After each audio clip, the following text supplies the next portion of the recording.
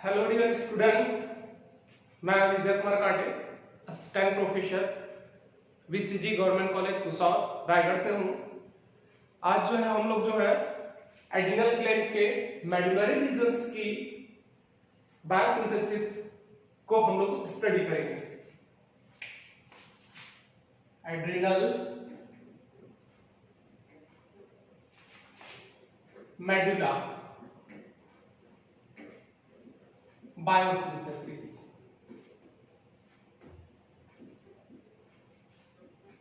Study करेंगे।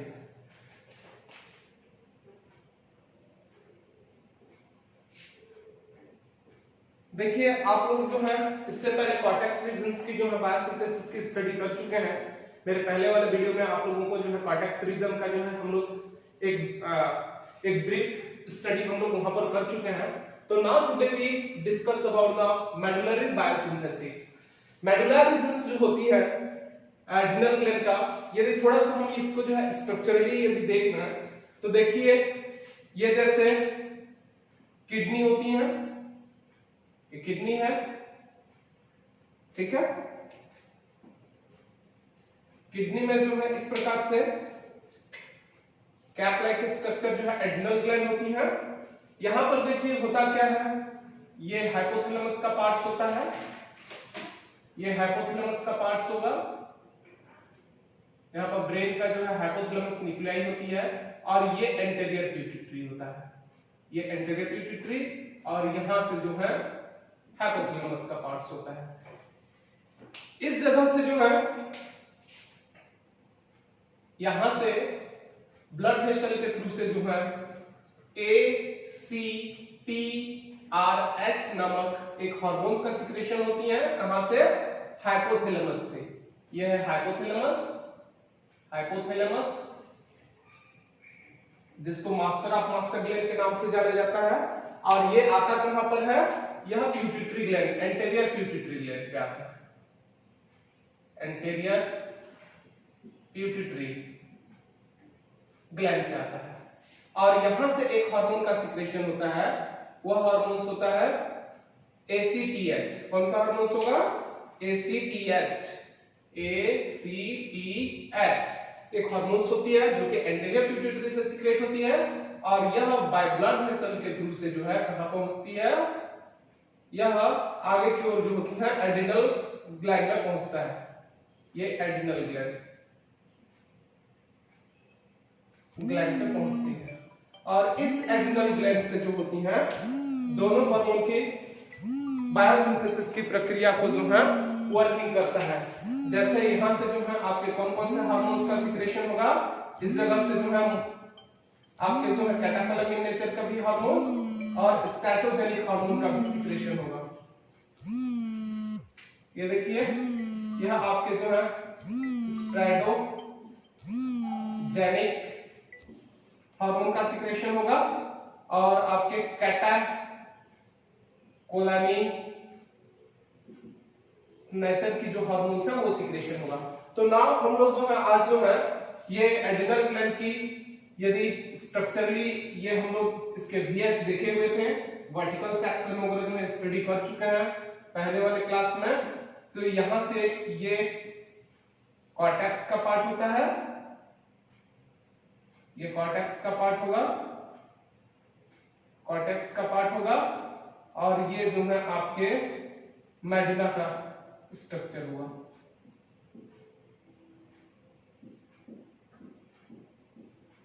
ये इस प्रकार से। तो हम कॉर्टेक्स की स्टडी नहीं करेंगे, इससे पहले वाले क्लास में हम लोग कर चुके हैं। ये मेडुला, मेडुला जो होती है इसकी हिस्टोलॉजी यदि देखेंगे तो वह जो है क्रोमोफिन टिश्यू का बना रहता है। कौन सा टिश्यू होता है? यह क्रोमोफिन टिश्यू। ये क्रोमोफिन टिश्यू होती है,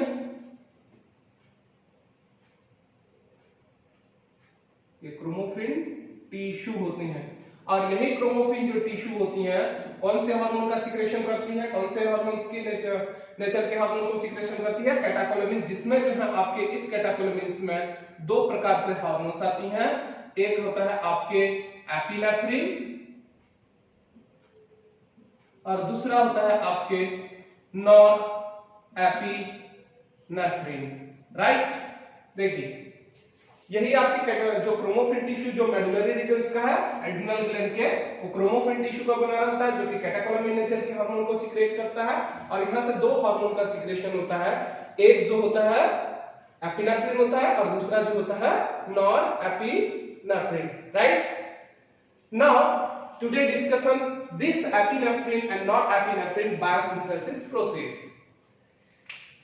देखिए एपिनेफ्रिन और नॉरएपिनेफ्रिन जो होती हैं यह मेडुलरी रीजन से जो हार्मोन्स के रूप में सीक्रेट हो रही है, लेकिन एपिनेफ्रिन नॉरएपिनेफ्रिन जो है न्यूरोट्रांसमीटर के रूप में भी सीक्रेट होती है। मैं थोड़ी सी इसमें जो है आप लोगों को बता देना चाहता हूं, एपिनेफ्रिन आपके जो है एपिनेफ्रिन और नॉरएपिनेफ्रिन जो होती है हार्मोन्स की तरह भी सीक्रेट होती हैं और साथ ही साथ जो है आपके न्यूरोट्रांसमीटर, ठीक है। यहां पर ये हार्मोन्स है, क्या है यहां पर हार्मोन्स के रूप में सीक्रेशन होती है, ठीक है। ये न्यूरोट्रांसमीटर के रूप में भी सीक्रेट होता है, न्यूरोट्रांसमीटर के रूप में भी जो है सीक्रेट होता है। न्यूरोट्रांसमीटर किसको कहा जाता है? जब कोई न्यूरॉन्स इसकी पोस्ट सिनाप्टिक क्लेफ्ट जो होती है, किसी केमिकल को, किसी न्यूरॉन्स को या टिश्यू को या ग्लैंड्स को या मसल्स को देता है इसका इफेक्ट, तो उस केमिकल को, ठीक है, उस केमिकल को क्या कहलाता है? न्यूरोट्रांसमीटर। ये होता है आपका न्यूरोट्रांसमीटर,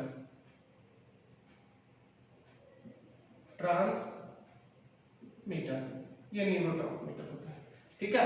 यहां से सीक्रेट हो रहा है पोस्ट प्रीसिनाप्टिक क्लेफ्ट से, यहां से सीक्रेट होता है और आगे जाकर के जो है पोस्ट सिनाप्टिक को जो है वो एक्टिवेट करता है। तो ये न्यूरोट्रांसमीटर के रूप में होता है, एक न्यूरॉन्स के द्वारा सीक्रेट होकर के किसी दूसरे न्यूरॉन्स को या किसी टिश्यू को डायरेक्टली या किसी मसल को एक्टिवेट जब करते हैं तो उसको कहलाता है न्यूरोट्रांसमीटर, जो कि काफी फास्ट होती हैं। तो यहाँ पर एपिनेफ्रिन और नॉरएपिनेफ्रिन जो है न्यूरोट्रांसमीटर के रूप में कब सीक्रेट होती है? एपिनेफ्रिन जो है वह इमरजेंसी के समय सीक्रेट होती है। कब होती है? इमरजेंसी। ये इमरजेंसी के समय सीक्रेट होती है। कौन कौन सी इमरजेंसी होता है? जैसे फाइट, फ्लाइट एंड फियर। इसको 3F के नाम से भी जो है जाना जाता है, 3F, ठीक है। 3F है, इस कारण से फाइट, फ्लाइट और फियर, इन तीनों कंडीशन इमरजेंसी जब होती है तो यही न्यूरोट्रांसमीटर के रूप में सीक्रेट होती है एपिनेफ्रिन, ठीक है। तो इस प्रकार से हार्मोन्स के रूप में देखेंगे तो एपिनेफ्रिन और नॉरएपिनेफ्रिन जो है कहां से सीक्रेट होते हैं? यह आपकी जो है एड्रिनल मेडुला से सीक्रेट होती है, जो कि कैटेकोलमिन नेचर के एपिनेफ्रिन नॉरएपिनेफ्रिन के रूप में काम करती है, जबकि न्यूरोट्रांसमीटर के रूप में जो सीक्रेट होती है तो वह आपके न्यूरॉन्स के द्वारा सीक्रेट होती हैं, ठीक है। और ये ब्लड वेसल के थ्रू से किसी पार्टिकुलर टारगेट स्टेज पे जाएगा, जैसे एपिनेफ्रिन मुख्य रूप से जो है कहां पर जाता है? ये जो है आपके लीवर पे जाएगा या आपके जो है मसल्स पे जाते हैं और वहां जाकर के जो है वर्क करते हैं। तो आज की हमारी जो मेन स्टडी का जो चैप्टर है वह बायोसिंथेसिस है, हम लोग आगे देखते हैं।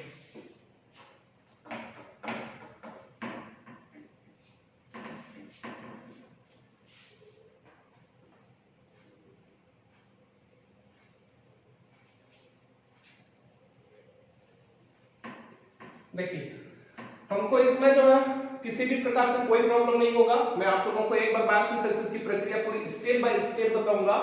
ये 4 एंजाइम की आवश्यकता होती है, 4 स्टेप में कंप्लीट होती है और 4 इसमें जो है प्रोडक्ट बनते हैं। तो उसकी स्ट्रक्चर के साथ उसका हम रे डायग्राम भी देखेंगे। देखिए सबसे पहले जो है हमारे पास जो है फिनाइलएलेनिन होती है और ये फिनाइलएलेनिन कहां पर है? ये फिनाइलएलेनिन एड्रिनल ग्लैंड के मेडुला के क्रोमोफिन टिश्यू की ब्लड वेसल्स या उसके साइटोसोल साइट पे है। फिनाइल एलानिन, जो कि एक एरोमेटिक नेचर की क्या है, अमाइनो एसिड है। यह एरोमेटिक नेचर की क्या है, एरोमेटिक नेचर का जो है एक जो है अमाइनो एसिड्स है। यदि इसकी स्ट्रक्चर देखिए कैसे दिखाई देता है फिनाइल एलानिन का, स्ट्रक्चरली देखेंगे ये इस प्रकार से अमाइनो एसिड्स हैं, ठीक है, ये इस प्रकार से रहेगा। ये NH2, ये आपका कार्बोक्सिल ग्रुप, ये हाइड्रोजन्स, ये बेंजीन रिंग, ये बेंजीन रिंग है। देखिए स्ट्रक्चर, ये इस प्रकार से स्ट्रक्चर बना हुआ है, ठीक है।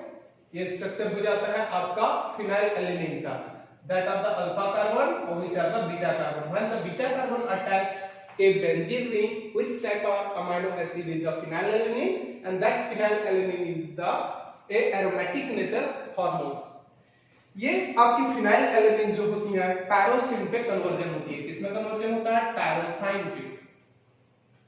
देखिए टायरोसिन पे कन्वर्जन होता है, टायरोसाइन पे, ठीक है। कौन सी एंजाइम की प्रेजेंस पे, यहां पर एक एंजाइम्स काम करता है, वह एंजाइम्स होता है phenylalanine hydroxylase, phenylalanine hydroxylase सीलेज।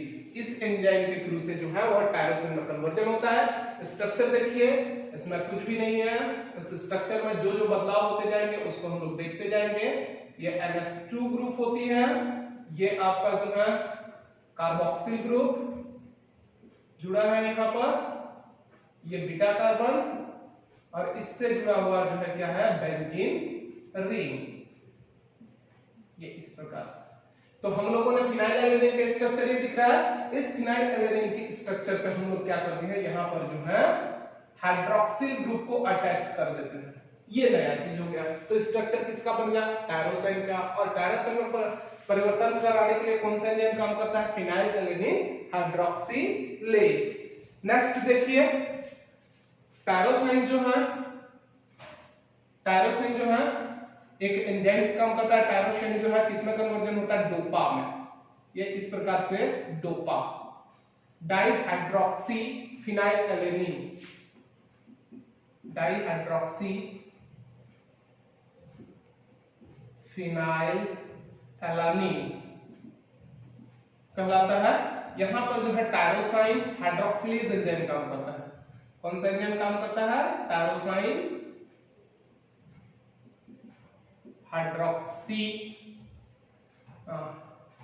Hydroxylase enzyme काम करता है और डोपा में कन्वर्जन होता है। यदि डोपा का स्ट्रक्चर देखिए कैसे दिखाई देगा, देखिए ये आपका बेंजीन रिंग है, ये हाइड्रोजन ग्रुप है, ये इस प्रकार से, ये NH2 है, ये आपका कार्बोक्सिल ग्रुप है, ये आपका बेंजीन रिंग है, ये अल्फा है, ये बीटा है, और यहाँ पर जो है देखिए ऑलरेडी यहाँ पर जो चेंज हुआ है इस प्रकार से, ये OH ग्रुप है, ये OH ग्रुप है, और यहाँ पर एक OH ग्रुप इस प्रकार से जुड़ जाता है। पहले से यहाँ पर क्या जुड़ा हुआ था, देखिए ऑलरेडी पहले से हमारे पास जो है इसको इस कलर में कर देते हैं ऑलरेडी, और ये नया वाला एक हाइड्रोक्सिल ग्रुप और जुड़ गया। तो उसका स्ट्रक्चर क्या बन जाता है, देखिए एक डोपा का स्ट्रक्चर बन जाता है। क्या बन जाता है, डोपा, डाइहाइड्रोक्सी फिनाइल एलानिन। यदि जो है एक चीज यहाँ पे मैं बता देना चाहूंगा, यदि क्रोमोफिल टिश्यू में ऑलरेडी जो है क्या प्रेजेंस होता है, टायरोसाइन प्रेजेंस होता है, तो फिनाइल एलानिन की जरूरत नहीं होती है। वहां पर फिनाइल एलानिन जो हाइड्रोक्सिलेज एंजाइम होता है टायरोसिन में कन्वर्जन कराने की जरूरत नहीं होता है। डायरेक्टली जो है टायरोसाइन जो होती है, टायरोसाइन हाइड्रोक्सिलेज एंजाइम के थ्रू से डोपा में कन्वर्जन होता है। नाउ थर्ड एंजाइम यहां पर एक्टिव होता है और वह कन्वर्जन कराता है डोपामाइन पे। किसमें कन्वर्जन होता है, डोपामाइन में जो है कन्वर्जन करता है। ये डोपामाइन्स जो होती हैं कौन से एंजाइम की प्रेजेंस पे होगा, यह आपकी जो है L aromatic amino acid decarboxylase. Decarboxylase enzyme यहां पर काम करता है, जिससे डोपा जो होती है डोपामिन्स में कन्वर्जन होता है। स्ट्रक्चर देखिए, इसमें क्या परिवर्तन होता है,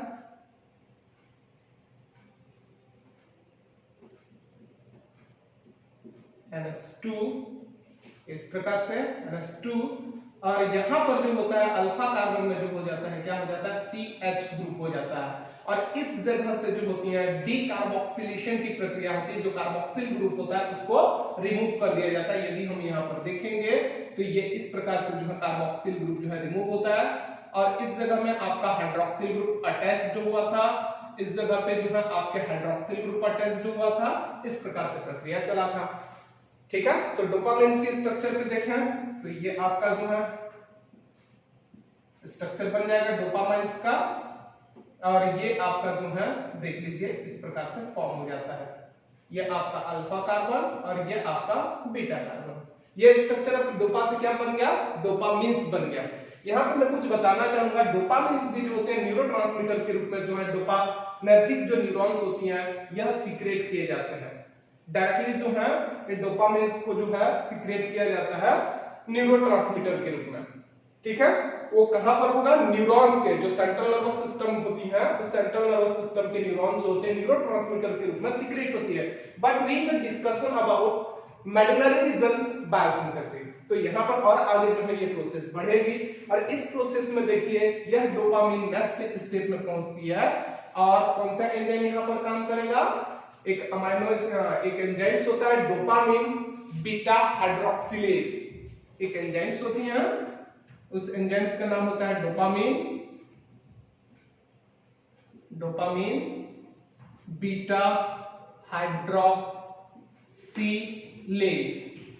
ये एंजाइम्स के थ्रू से जो है यहां फिर से क्या होता है, हाइड्रोक्सिलेशन की प्रक्रिया हो रही है। यहां पर जो है फिर से क्या हो रहा है, बीटा नंबर की कार्बन पे जो है हाइड्रोक्सिलेशन की प्रक्रिया होती है, और जिसके तहत जो होती है डोपामिन जो होती है किसमें कन्वर्जन होता है, नॉरएपिनेफ्रिन पे। किसमें कन्वर्जन हो जाएगा, नॉरएपिनेफ्रिन में कन्वर्जन होगा।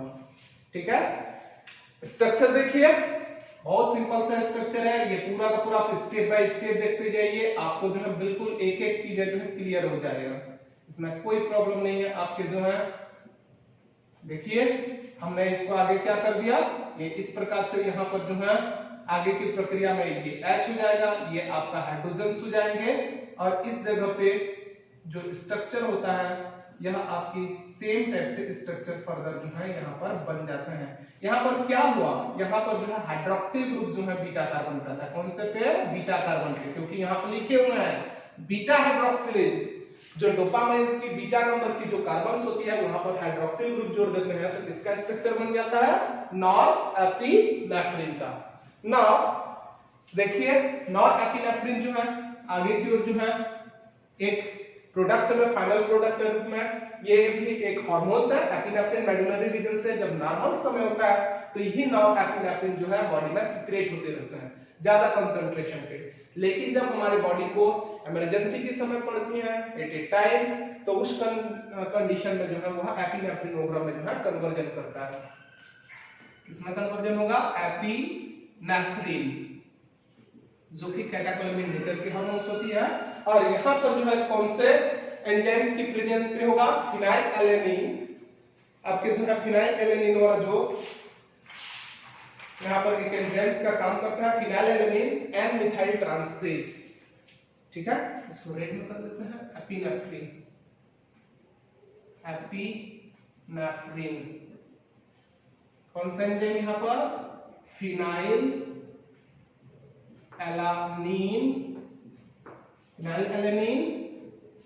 N methyl transferase, N methyl transferase enzyme के थ्रू से। ठीक है, और इसको और एक नाम से भी जाना जाता है, ये फिनाइलएलानिन एन मिथाइल ट्रांसफरेज को जो है PNMT के नाम से भी जो है जाना जाता है, PNMT इसकी शॉर्ट नेम। नेक्स्ट हमारे पास जो है मिथाइलेशन की प्रक्रिया हुई है, और ये मिथाइलेशन की प्रक्रिया को देखिए, यहाँ पर CH3 ग्रुप जुड़ेगा, मिथाइलेशन की प्रक्रिया हुई है, यहाँ पर नया जो हमारे पास जो परिवर्तन हुआ है मिथाइलेशन की प्रक्रिया है। स्ट्रक्चर देख लीजिए किस प्रकार से फॉर्म होगा, ये बेंजीन रिंग है, ये बेंजीन रिंग CH, यहाँ पर 2 हो जाएगा, यहाँ पर जो है N हो जाएगा और यहाँ पर H हो जाएगा और इस जगह पे जो है CH3 N लिखा ना, तो यहाँ पर जो है ये जो नाइट्रोजन है N टर्मिनल की साइड पे मिथाइलेशन की प्रक्रिया होती है, ये H होता है, ये हाइड्रोक्सिल ग्रुप होता है और सेम स्ट्रक्चर जो है हमारे पास जो है बेंजीन रिंग की दो साइड पे जो है हाइड्रोक्सिल ग्रुप इस प्रकार से जुड़ा होता है। तो ये स्ट्रक्चर किसका बन गया, यह स्ट्रक्चर आपका जो है एपिनेफ्रिन का स्ट्रक्चर बन गया। तो हमारे पास जो है मिथाइलेशन की प्रक्रिया हुई है, ये नई चीजें जुड़ी हुई है, देखिए ठीक है, नया चीजें हमारे पास ये जुड़ा हुआ था पहले वाले स्टेप में। इस प्रकार से हमारे पास जो होती है इन 4 एंजाइम की उपस्थिति पे जो है फर्दर आगे की ओर जो है हमको एपिनेफ्रिन वगैरह जो है प्राप्त होती है।